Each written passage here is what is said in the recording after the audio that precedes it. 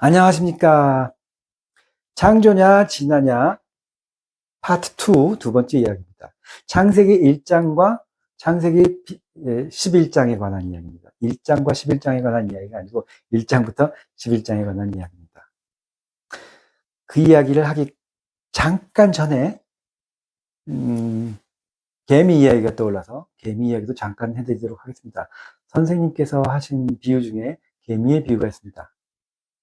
어느 날 선생님이 학교를 가셨나? 어쨌든, 자연을 관찰하셨는데, 개미들이 막 집을 수리하고 있더랍니다. 왜냐하면 비가 올 것 같으니까.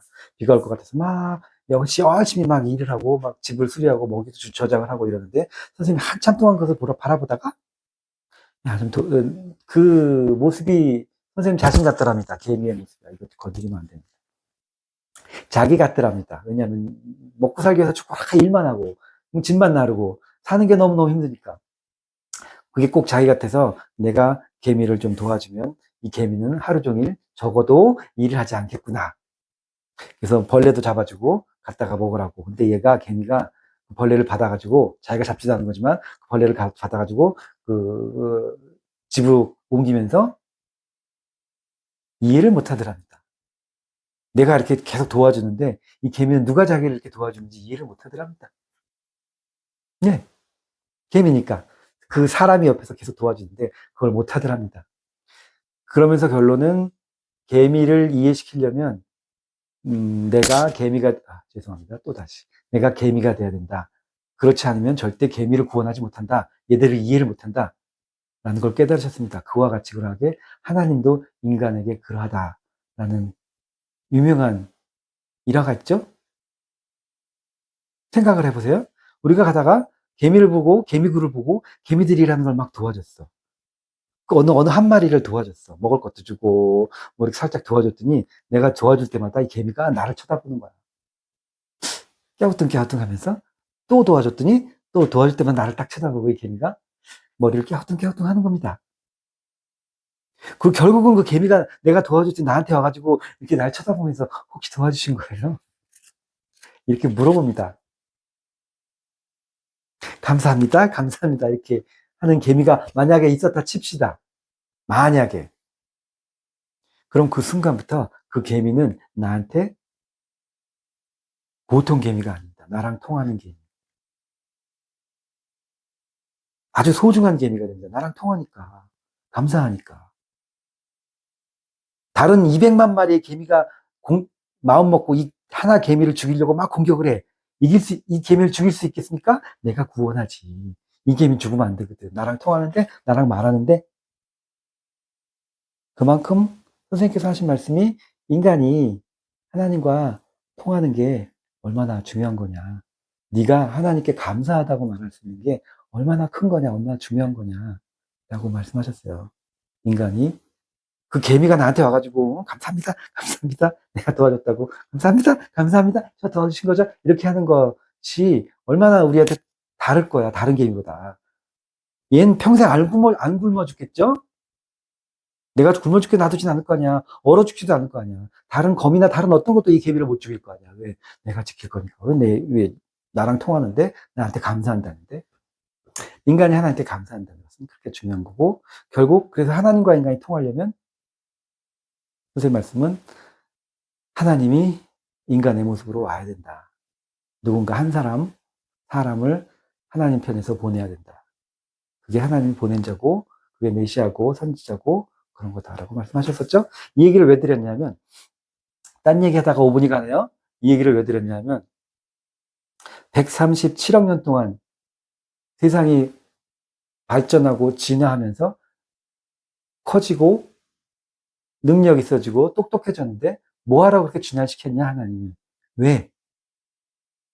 그 한 사람, 하나님을 알아보는, 하나님을 믿는, 하나님과 통하는 그 한 사람을 만들기 위해서, 찾기 위해서 결국은 137억 년이라는 긴 세월을 하나님은 창조하고 진화를 시키시고 발전을 시키신 겁니다. 그래서 마침내 하나 찾은 게 처음으로 하나님을 깨달은 게 아담이라는 얘기죠. 근데 그 아담이 타락하면서 계명을 지키지 못하면서 끝나버리고 그 이후에 노아가 나오고 그 이후에 아브라함이 나오고 이게 창세기 1장부터 11장의 이야기입니다. 그게 굉장히 중요하다는 거 말씀드리면서 오늘 하고 싶었던 이야기는 뭐냐 하면 창세기 1장부터 11장까지 보면 사람들이 굉장히 오래 살았습니다. 아담은 930살인가 살고 노아는 960살인가 살고 무드셀라는 뭐 970인가 80까지 살고 보통 막 1000년대야. 900년대를 살아 사람들이. 근데 창세기 11장이 되면 노아 홍수 심판이 끝나고 나면 갑자기 사람들이 짧게 삽니다. 140년, 150년, 170년. 그러면서 점점점 작아져요. 짧아져요, 인생이. 성경을 보면. 그죠? 그러다가 나중엔 보통 사람들처럼 100년 남짓, 60년 남짓 삽니다. 창세기에 보면. 왜 그랬을까? 옛날에는 막 900년을 살고, 옛날에는 막 그렇게 살았는데 갑자기 사람이 죄를 져가지고, 아니야, 죄진 사람은 아담하고 하와예요. 선악 갖다 보고 죄진 사람은 아담과 하와인데, 그들이 제일 오래 살았어, 보면. 왜 그럴까? 하나님 말씀 잘 듣고 선지자처럼 살고 그런 사람들은 30년밖에 못 살고 60년밖에 못 살았는데 이 사람들은 900년을 살았다? 뭔 소릴까? 거기에 대해서 잠깐 선생님께 배운 것을 정명선 목사님께 배운 것을 이야기해 드리도록 하겠습니다. 이것도 성경을 보는 방법 두 번째 시간에 얘기했죠.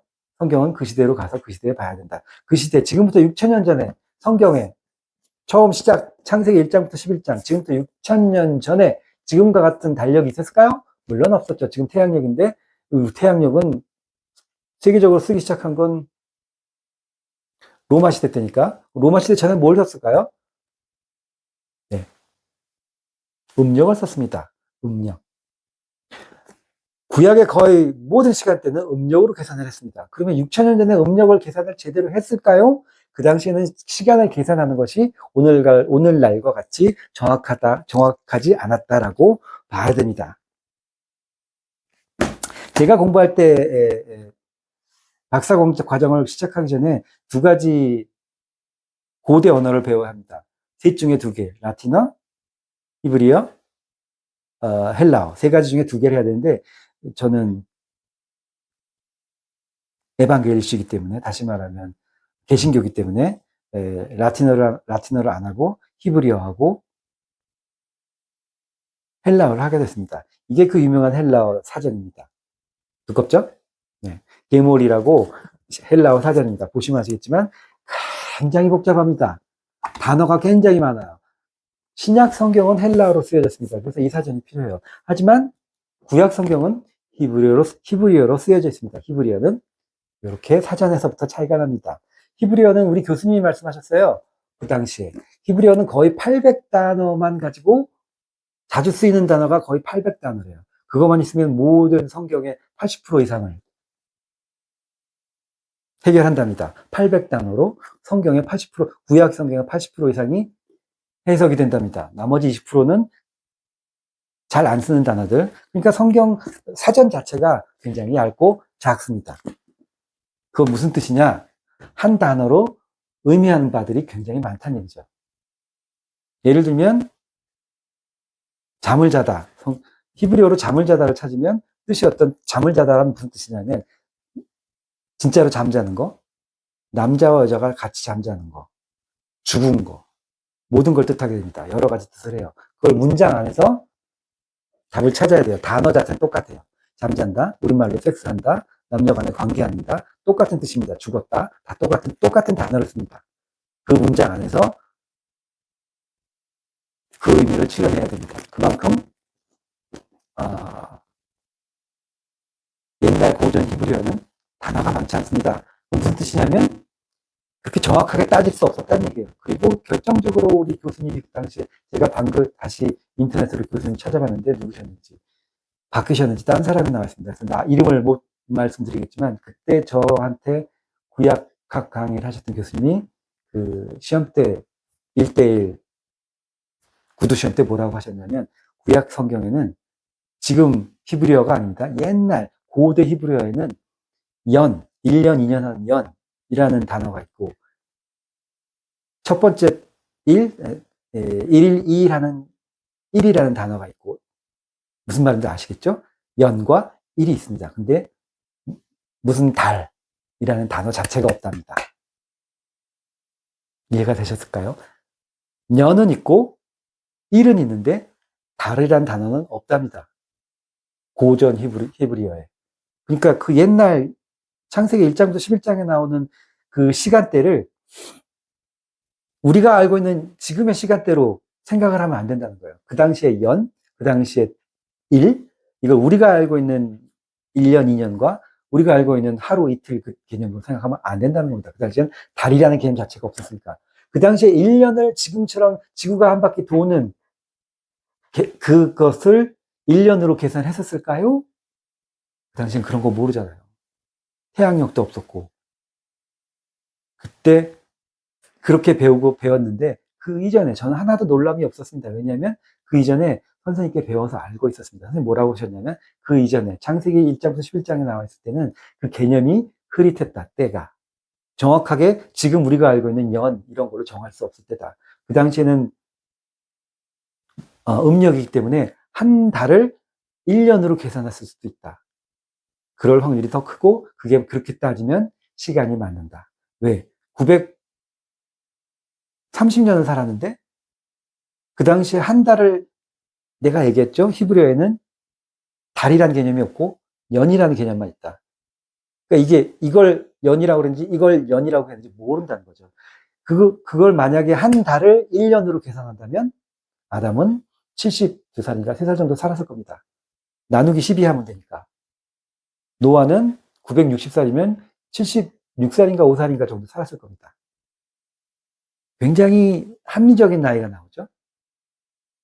그 당시에는 그렇게 계산한 것이 맞다. 왜? 그 당시엔 그런 시대니까. 그 당시 시대 배경이 그러니까. 그렇게 성경을 이해해야 맞다 그랬습니다. 그러면 그 사람들이 얼마나 살았는지 우리가 대충 이해하게 됩니다.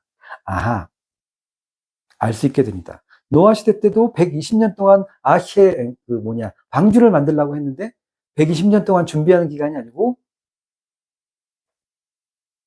1년을 한 달로 치면 10년이 됩니다. 우리 시간대로 120년은 10년이 됩니다. 10년 동안 방주를 만든 겁니다. 방주만 만든 게 아니고 방주를 만들면서 말씀을 전하고 심판을 피하도록 하면서 살았겠죠.